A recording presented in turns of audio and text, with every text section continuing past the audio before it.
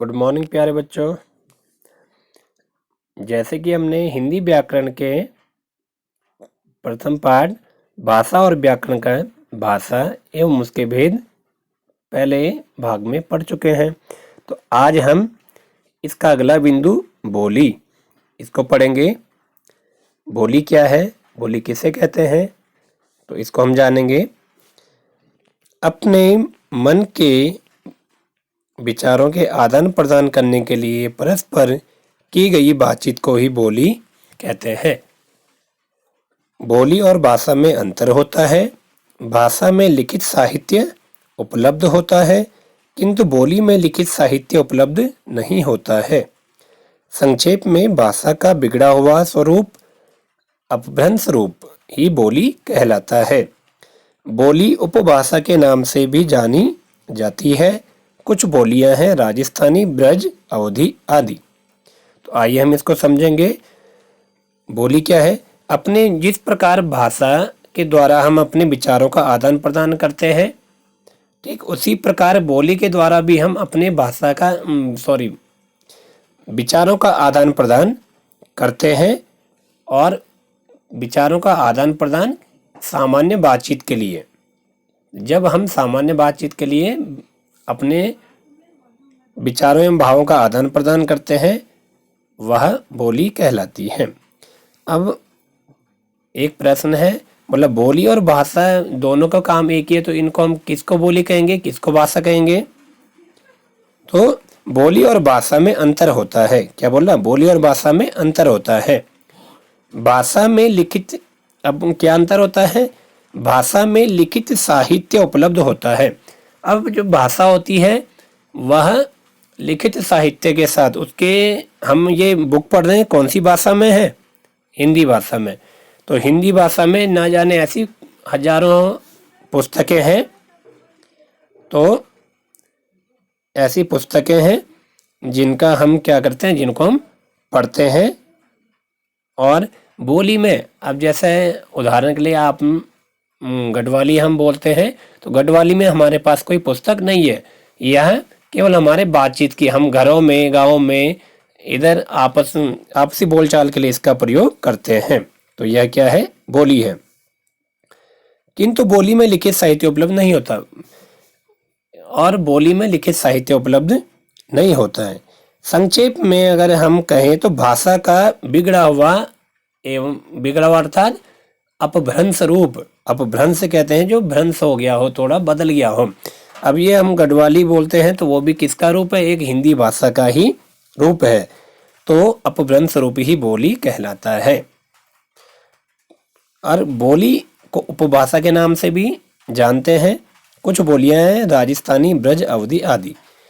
तो इस प्रकार, और गढ़वाली भी हम इसमें जोड़ सकते हैं, कुमाऊनी भी जोड़ सकते हैं। ये क्या है? सभी बोलियां हैं। अब आपके पास यदि प्रश्न एक आपके मन में है, बोली किसे कहते हैं, तो इसका संक्षिप्त हम लिख सकते हैं। बोली भाषा का बिगड़ा हुआ अपभ्रंश रूप होता है, जो कि किसी क्षेत्र विशेष में बोली जाती है, ठीक है, जिसमें कोई विशेष साहित्य लेखन नहीं होता है, वह रूप बोली कहलाता है या बोली कहलाती है। जैसे, तो हम दो चार उसमें बोलियों के नाम लिख देंगे: राजस्थानी, ब्रज, अवधी, गढ़वाली, कुमाऊनी, मंडियाली, हिमांचली। ठीक है। अब हम आगे इसमें याद रखें, भाषा एक विस्तृत क्षेत्र में बोली जाती है, जबकि बोली का क्षेत्र सीमित होता है। अब भाषा एवं बोली, भाषा क्या है? भाषा हिंदी भाषा है तो पूरे भारतवर्ष में बोली एवं समझी जाती है, जबकि कोई बोली होगी हिंदी भाषा से कोई छोटा बोली हो गई तो वो केवल किसी क्षेत्र विशेष में, जैसे गढ़वाली है, केवल गढ़वाल में ही बोली एवं समझी जाती है। तो इस उदाहरण से हम समझ सकते हैं भाषा बड़ा रूप होता है, बोली उसका ही एक छोटा रूप होता है। ठीक है। अब हम आगे चलेंगे। भारतीय संविधान में 18 भाषाओं को मान्यता मिली थी। अब हमारा जो संविधान है, सर्वप्रथम उसमें 18 भाषाओं को मान्यता मिली थी। तो ये भी हम देखेंगे, ये थी कौन सी? बंगला, उड़िया, असमिया, कन्नड़, मलयालम, कश्मीरी, पंजाबी, हिंदी, संस्कृत, सिंधी, नेपाली, मणिपुरी, कोंकणी, उर्दू, गुजराती, मराठी, तेलुगु तथा तमिल।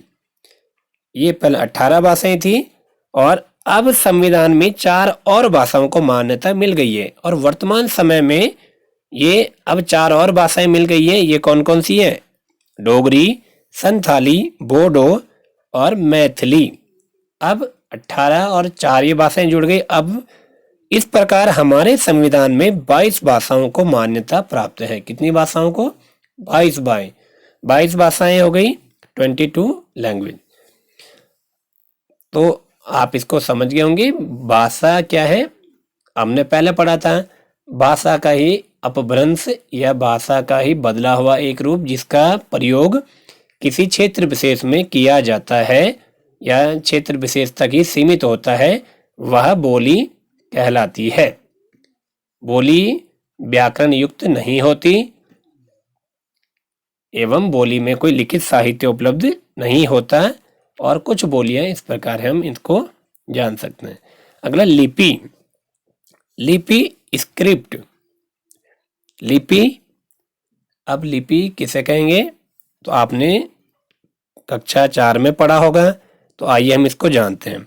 किसी भाषा को जिन संकेत चिन्हों द्वारा प्रदर्शित किया जाता है उसे लिपि के नाम से जाना जाता है। प्रत्येक भाषा की अपनी लिपि होती है। तो अब जैसा आपने देखा होगा, अब हम हिंदी कहीं लिखी है तो हम पहचान जाते हैं। कैसे पहचानते हिंदी लिखी है? क्योंकि उसमें आ से ज्ञ तक वर्णमाला का प्रयोग किया हुआ रहता है। अब कहीं इंग्लिश की हमारी बुक है तो उसमें A to Z अल्फ़ाबेट का प्रयोग किया जाता है, तो जिससे हम पहचान जाते हैं यह कौन सी भाषा में लिखा है। यह इंग्लिश में लिखी है या यह किस में लिखे हैं? यह हिंदी में लिखी है। हम बोलेंगे APPLE, एप्पल। एप्पल मीन्स सेब। तो एप्पल क्या है? ये अंग्रेजी में है। इसको हिंदी में लिखेंगे तो सा पे ए की मात्रा और ब, सेब। तो इस तरीके से हम अलग अलग भाषाओं में अलग अलग एक शब्द को अलग अलग भाषाओं में लिख सकते हैं। तो इनके जो चिन्ह होते हैं, अब इनको हम कैसे पहचानते हैं? अंग्रेजी के लिए हमें ABCD, हिंदी के लिए हमें आ से लेकर ज्ञ तक ये चाहिए। तो इन संकेतों से ही हम इनको लिखते हैं और यही संकेत क्या होते हैं? लिपि कहलाते हैं। किसी भाषा को जिन संकेतों, हिंदी भाषा को हम आ ई उ इन वर्णों या इन संकेतों, आ का उच्चारण क्या है? उच्चारण तो हो गया, अब उसकी बनावट कैसी है? तो आ को हम बनाना सीखते हैं ना, कैसे आ को बनाया जाता है। हम वर्णमाला लिखते हैं तो आ ई उ, तो इसको इस प्रकार जो लिखा जाता है, यह हिंदी जो है इसकी क्या है? देवनागरी। आ ई उ आ से ज्ञान तक ये किसके अंदर है? देवनागरी। तो हम देखते हैं इस तालिका के माध्यम से कुछ भाषाएं एवं उनकी लिपियां। हिंदी भाषा देवनागरी, मराठी आप बोलेंगे साथ में भी देवनागरी, संस्कृत भाषा लिपि है देवनागरी, अंग्रेजी भाषा लिपि है रोमन, पंजाबी गुरुमुखी, उर्दू फारसी। ठीक है, तो ये हमने कुछ मुख्य भाषाएं जानी एवं उनकी लिपि जानी। तो लिपि आप एक बार मैं आपको दोबारा समझा दूं। लिपि क्या है? भाषा को जिन चिन्हों द्वारा लिखा जाता है वह भाषा को लिपि कहलाती है। या भाषा को लिखने की विधि को लिपि कहते हैं। किसी भी भाषा की लिखने की विधि को लिपि कहते हैं। किस प्रकार लिखी जाती है, किस प्रकार अक्षर की बनावट होती है, तो वही उसकी क्या है? लिपि होती है। इसमें कुछ ध्यान देने योग्य बात है। उर्दू तथा फारसी भाषाएं दाईं से बाईं ओर लिखी जाती हैं। जैसे हम सामान्य तौर पर आप सभी जानते हैं, हम बाईं से दाईं ओर लिखते हैं। हर भाषा कहाँ से लिखी जाती है? बाईं से, लेफ्ट से राइट की ओर। केवल उर्दू एवं फारसी भाषा है वे ठीक उल्टे हैं, वो दाईं से बाईं ओर लिखी जाती हैं। अब अगला हम पढ़ेंगे व्याकरण। तो व्याकरण क्या है? जैसे हमारा पार्ट है भाषा और व्याकरण। भाषा हमने जान ली, भाषा क्या है। अब हम जानेंगे व्याकरण। व्याकरण क्या है, व्याकरण की क्या उपयोगिता है, व्याकरण किसे कहते हैं। तो व्याकरण आपने पहले भी आप पढ़ चुके होंगे, तो आप थोड़ा ध्यान से सुनेंगे। प्रत्येक भाषा में उसे पढ़ने, लिखने तथा उच्चारण करने के कुछ विशेष नियम होते हैं। इन नियमों का अनुसरण करके हम भाषा को शुद्ध रूप में पढ़, लिख अथवा बोल पाते हैं। ठीक है। तो प्रत्येक भाषा में किसी भी भाषा को पढ़ने के, लिखने के एवं प्रयोग करने के कुछ नियम होते हैं। ठीक है। इनको ही हम क्या कहते हैं, और इनके बिना यदि हम नियमों का पालन नहीं करेंगे तो हम किसी भी भाषा को शुद्ध रूप में प्रयोग नहीं कर सकते। तो इस प्रकार हम व्याकरण की एक परिभाषा बनाएंगे। आप ध्यान से देखो।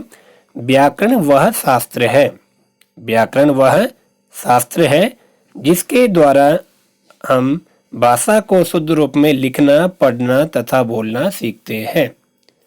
व्याकरण क्या है?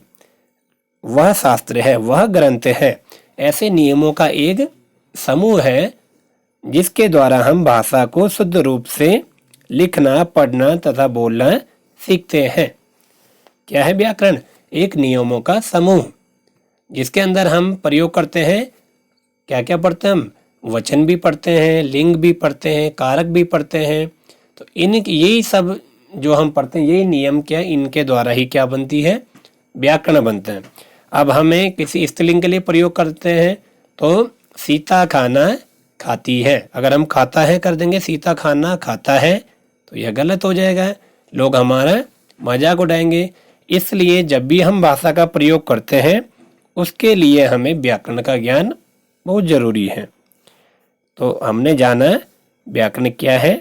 व्याकरण वह शास्त्र है जिसके द्वारा हम भाषा को शुद्ध रूप में लिखना, पढ़ना तथा बोलना सीखते हैं। एवं भाषा और व्याकरण के बिना भाषा का कोई महत्व नहीं होता, और बिना भाषा के हम व्याकरण नहीं बना सकते।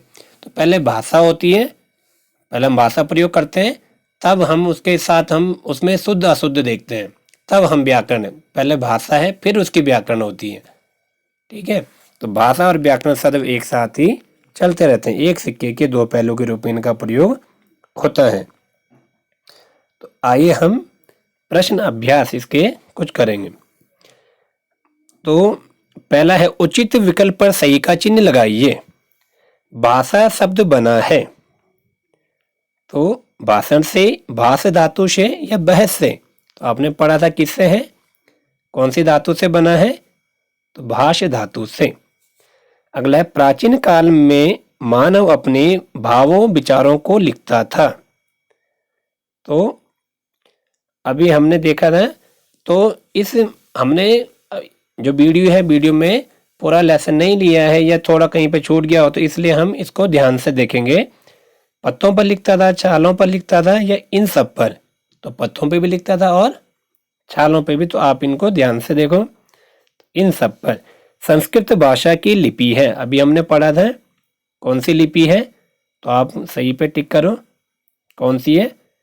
आप दोबारा वहां देख सकते हैं, इसको टिक करें।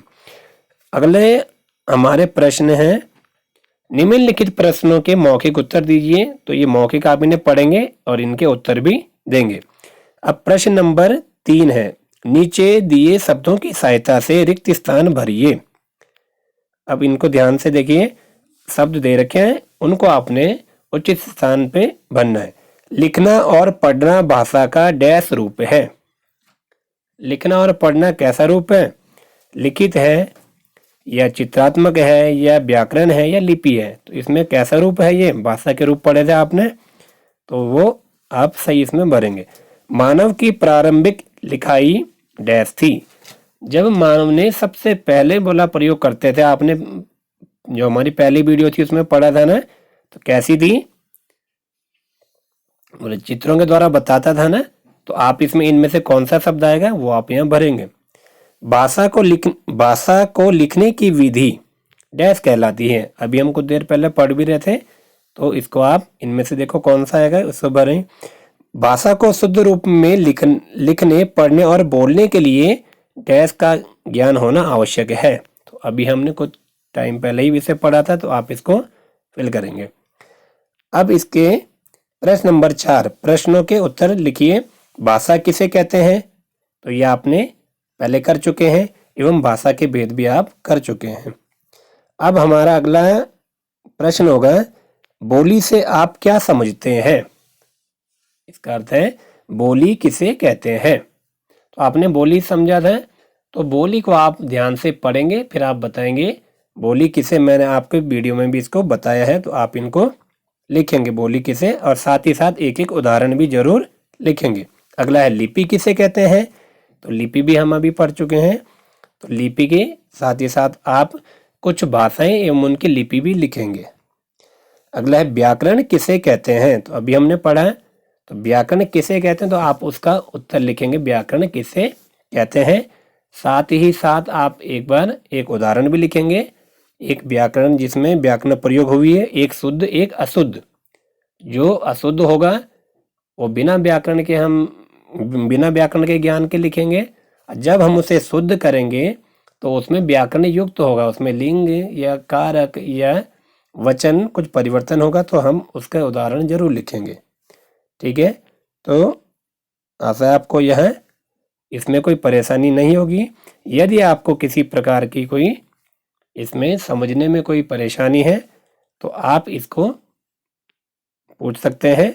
और सभी बच्चों से अनुरोध है, आप यह थोड़ा थोड़ा करके बहुत सुंदर सुंदर राइटिंग में इसको करेंगे, और बहुत जल्दबाजी नहीं करेंगे, और शुद्ध शुद्ध लिखेंगे, साफ साफ लिखेंगे, और अपना कार्य स्वयं ही करेंगे।